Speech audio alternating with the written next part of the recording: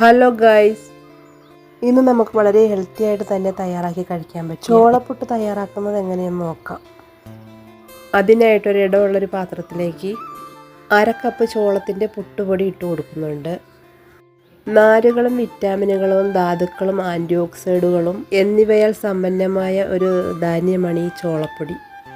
ചോളപ്പൊടിയിൽ ധാരാളം ഫൈബർ അടങ്ങിയിരിക്കുന്നതിനാൽ പ്രമേഹ രോഗികൾക്കും കൊളസ്ട്രോൾ ഉള്ളവർക്കും വളരെ ഉത്തമമാണ്.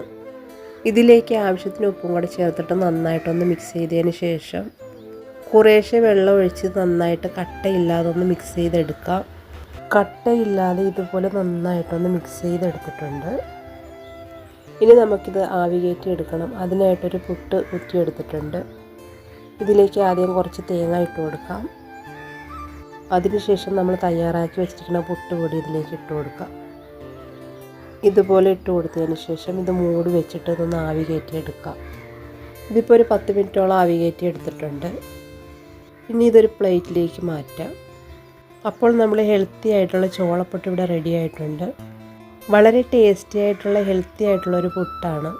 ഈ ഒരു പുട്ടിൽ ധാരാളം ഫൈബറൊക്കെ അടങ്ങിയിരിക്കുന്നതുകൊണ്ട് തന്നെ ശരീരത്തിന് വളരെ ഉത്തമമാണ്. വീഡിയോ ഇഷ്ടപ്പെട്ടെങ്കിൽ ലൈക്ക് ചെയ്യുക.